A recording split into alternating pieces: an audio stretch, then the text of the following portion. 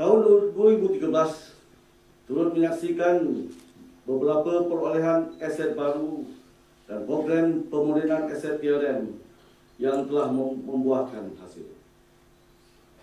Perolehan aset baru dan program pemodenan aset yang telah berjaya dilaksanakan pada tahun 2013 adalah pelancaran kapal latihan kedua PLN Gagah Samudra, pengoperasian simulator kapal selam Scorpion, penerimaan misail SM-39 Block 2 dan pengoperasian semula KD Kastri selepas program pemanjangan jangka hayat selesai pada 20 November yang lalu.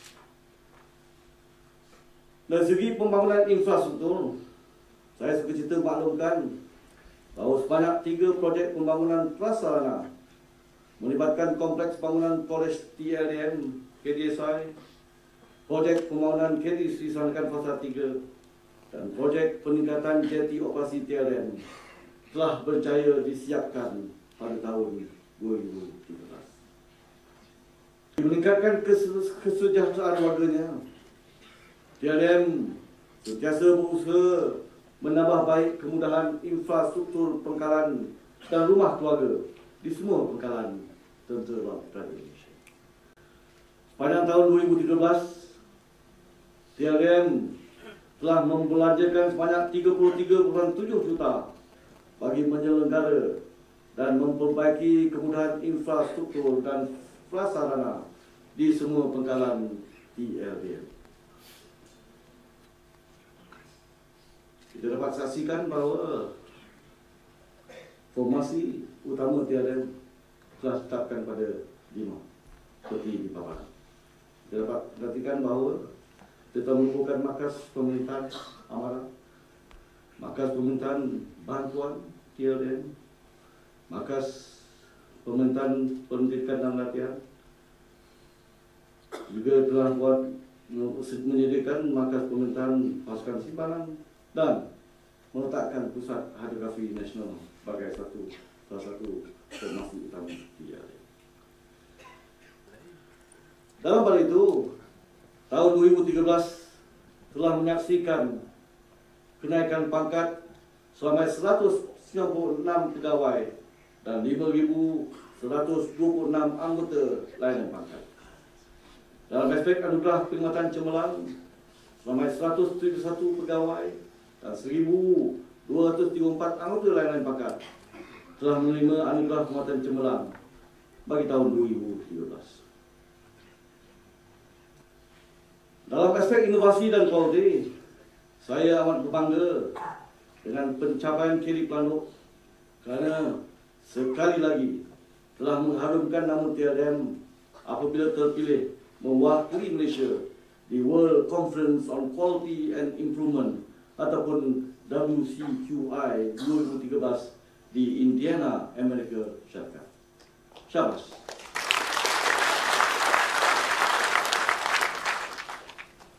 Di peringkat kemasan pula, TLM yang telah diwakili oleh Depo Peluru dan Letupan TLM telah mendapat tempat kedua dalam anugerah inovasi negara, satu pencapaian yang sangat membanggakan.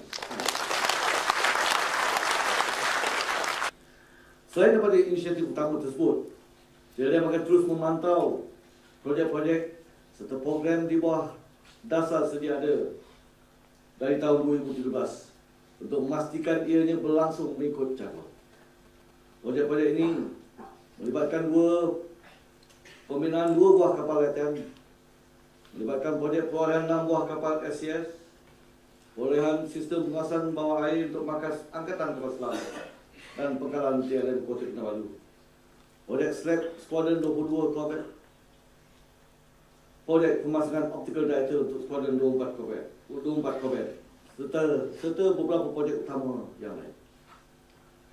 TLM juga akan berusaha untuk menentukan semua projek pembangunan yang bakal dilaksanakan pada tahun ini berjalan mengikut jadual.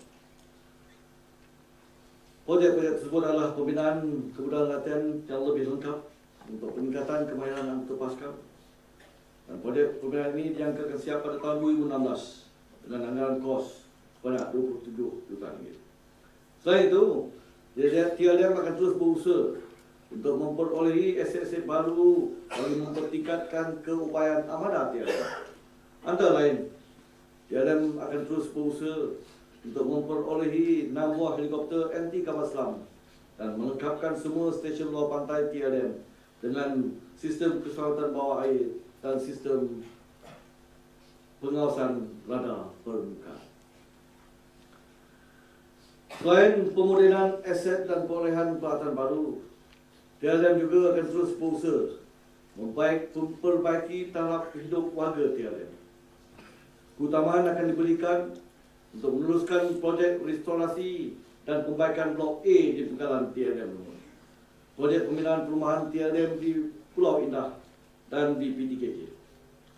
TLM juga kini dalam proses mengenal pasti lokasi untuk pembinaan markas wilayah Laut 4 di Bintulu, Sarawak. Kerajaan Negeri Sarawak secara dasarnya telah memberi persetujuan dan akan maklumkan TLM tentang lokasi terbaik bagi pembinaan pangkalan. Dan akhir sekali, di Asia Pacific Submarine Conference ataupun APSC ke-14, konferensi ini akan diadakan pada 8 hingga 9 September di Kota Kinabalu, Sabah. Konferensi ini adalah persidangan khusus melibatkan 21 buah negara di Asia Pasifik yang mengendalikan kapal selam. Melalui penganjuran persidangan-persidangan ini, diharap ia akan dapat terus menaikkan imej dan meningkatkan reputasi TLM di kalangan tentera laut sedunia.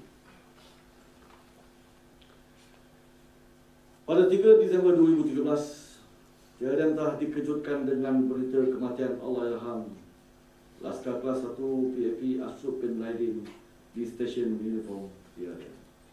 Kita hadirkan Fatihah pada roh Allahyarham. Al-Fatihah.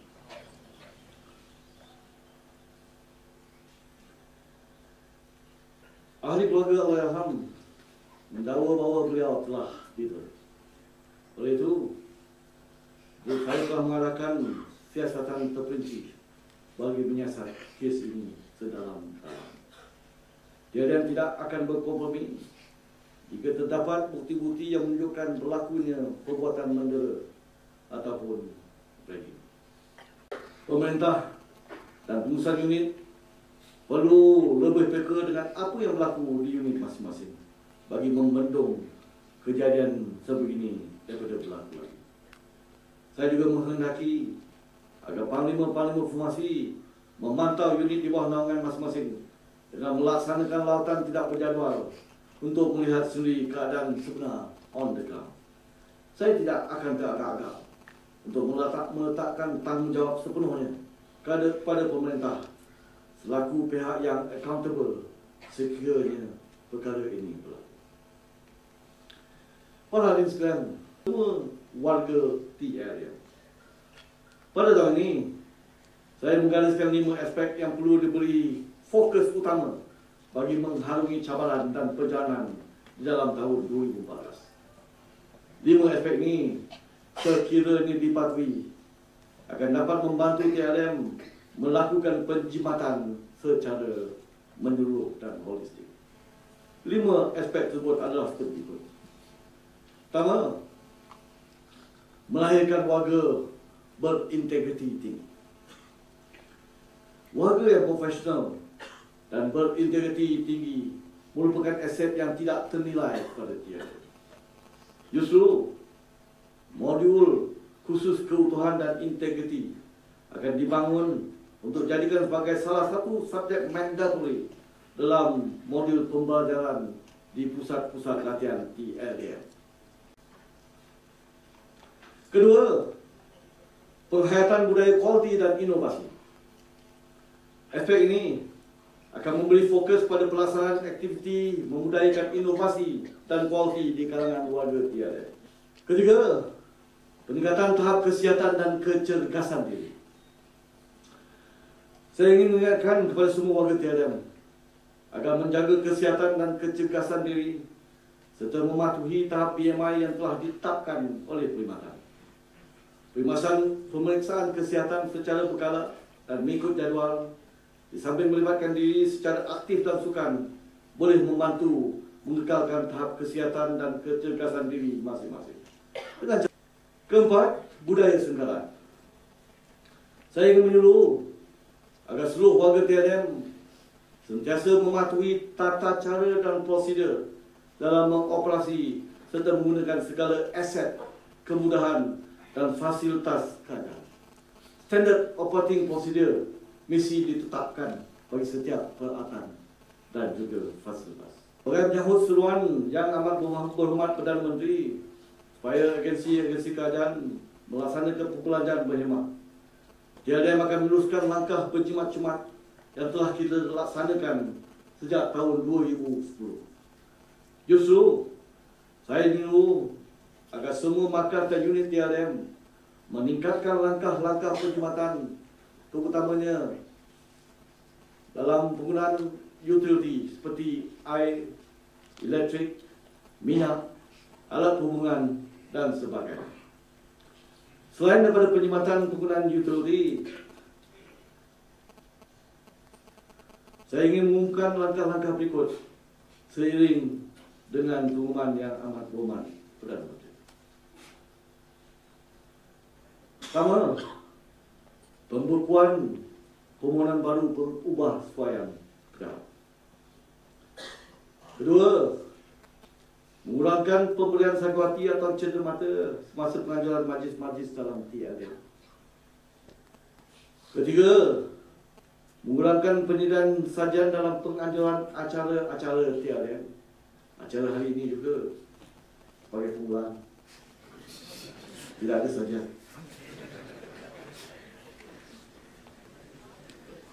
Keempat, mengurangkan penggunaan kain pemidang untuk acara atau majlis, kerana saya rasakan itu adalah pembazaran. Kelima, memaksimumkan penggunaan fasilitas dalam pekalan untuk pengajaran khusus, seminar dan bengkel. Dan lain sekali, mengurangkan perpindahan inter-station. Hanya perpindahan inter-station yang perlu saja yang akan dilaksanakan. Dan ini banyak bergantung pada keperluan perkhidmatan, bukan keperluan persediaan. Namun, aspek kebajikan akan diberi keutamaan.